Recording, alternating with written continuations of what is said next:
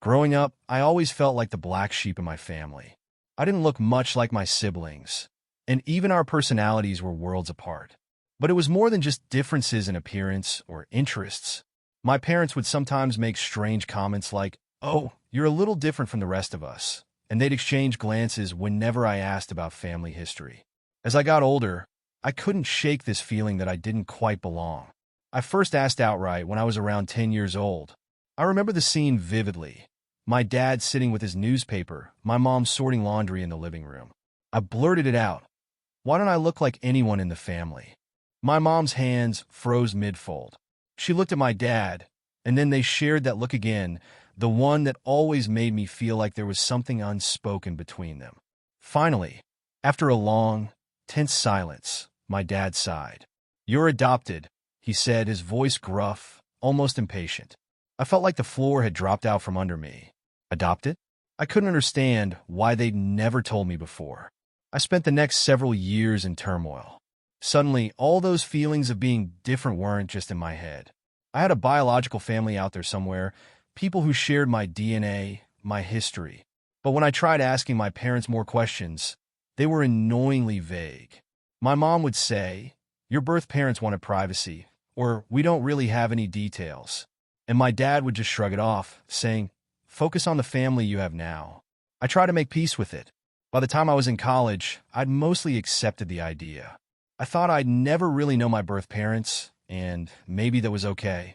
But as I got older, the feeling of being in the dark about my own life, my own identity started gnawing at me again.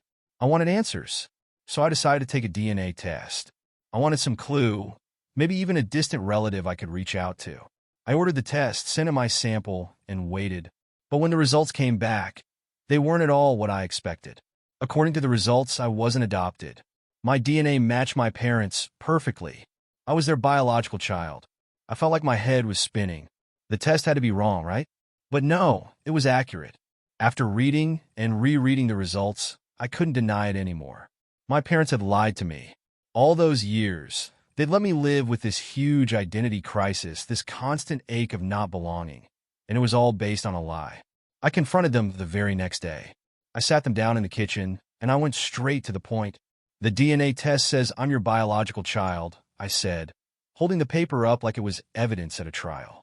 They didn't look surprised. My mom's face turned blank, and my dad looked down at his hands, avoiding my gaze.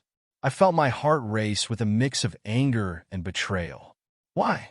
I demanded. "Why did you tell me I was adopted?" My mom sighed, but it wasn't a sigh of regret. It was more like annoyance, like I was being inconvenient. "We didn't want you to know," she said flatly. "Know what?" I shot back. "That you're my actual parents? You made me believe my whole life that I didn't belong." My dad finally looked up, his expression hard. "We had our reasons. You don't understand. What reasons could you possibly have for something like this?" My voice was shaking now. After a long silence, my mom spoke, and what she said shattered everything I thought I knew. "You weren't supposed to be born. You're the result of, let's call it a mistake." I stared at her, feeling like I'd been punched in the gut. "A mistake?" My voice came out in a whisper. She continued, emotionless. "Your father isn't who you think he is. I had an affair years ago. We decided it was best if we raised you as his child. But as you got older, you started asking questions, and it became too difficult to explain. So, we told you you were adopted." I couldn't believe the coldness in her voice. My entire identity, the lie I'd been living, was all because they wanted to sweep their past under the rug. I felt sick. So I spent years feeling like an outsider because you wanted to protect some stupid secret. I snapped, my voice louder now. "Do you have any idea how much this messed me up?" My mom just shrugged. "We did what was best for the family." "For the family? Or for you?" I shot back. They didn't have an answer. Instead, they tried to turn it back on me. My dad said, "You're overreacting. Everyone has family secrets. You're making this into a bigger deal than it is." But I knew it wasn't me overreacting. I'd spent years struggling with feelings of abandonment, feelings they had planted in me, all to save themselves the discomfort of their own mistakes. I left that night, but the anger inside me kept growing. I realized I couldn't just let this go. They had stolen years from me, Years of feeling like I was a stranger in my own family. And for what? Their convenience? So, I made a decision. I filed a lawsuit for emotional damages. When they found out, they tried to play the victim. My mom called me, her voice filled with fake outrage. "I can't believe you'd do this to us. We raised you. We gave you everything, and this is how you repay us." I didn't budge. "You gave me a lie," I shot back, "and I'm done letting you control my life with it." The next day, my phone blew up with messages from family members. My aunt left me a voicemail, her tone dripping with contempt. "You're tearing this family apart over nothing. Drop the lawsuit, or don't bother coming around here again." Even my grandmother, who I thought would be on my side, turned against me. She called me up, her voice shaking with anger. "Family matters should stay within the family. What you're doing is disgusting." But I refused to be intimidated. Every time they tried to make me feel guilty, it only strengthened my resolve. My parents even tried to smear me to other relatives, saying I was only after money, that I was acting out of spite. They spread rumors that I was mentally unstable, that I was just lashing out for attention. Then came the dirty tricks. My dad tried contacting my boss, saying there were personal issues I was dealing with, hinting that I might not be fit for my job. When I confronted him about it, he acted like he was doing me a favor. "I was just trying to give you a wake-up call," he said smugly. "You're throwing your life away over something that doesn't matter." "It doesn't matter to you," I replied, my voice cold. "But it matters to me." They even tried to bribe me. My mom called and offered me a large sum of money to drop the lawsuit, saying, "Let's just put this behind us. You get something, we get some peace. Isn't that enough?" I refused. "Peace?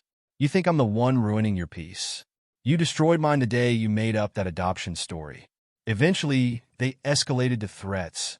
They warned me that if I didn't drop the lawsuit, they'd cut me out of their lives completely. "You're the one who's choosing this path," my dad said over the phone, his voice filled with bitter resentment.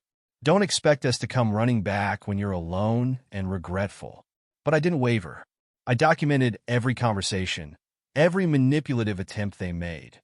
I went back to my lawyer and told them everything, making sure I had the evidence if it came up in court. I was determined to hold them accountable, not just for the lie, but for the way they continued to try to control and silence me. As the case dragged on, my parents grew more desperate. They tried to turn even more family against me, telling anyone who'd listen that I was destroying them. But I wasn't going to let them guilt-trip me back into silence. At one point, my mother tried to corner me at a family gathering, saying, "You're making this bigger than it is. We're still your parents. Can't you just let it go?" I looked her straight in the eye. "No, I can't. You lied to me about who I am, and you did it to cover up your own guilt. That's not something I'm going to just let go." Her face hardened, and she turned away without another word. I didn't care anymore if they cut me off or if I was labeled the family's black sheep. For the first time in my life, I felt like I was in control of my own story, my own truth. The case is still ongoing, but now I have something they can't take away: my sense of self. The anger and betrayal are still there, but I'm no longer carrying the burden of their lies. I'm fighting for the person I've always been, the person they tried to bury under their secrets.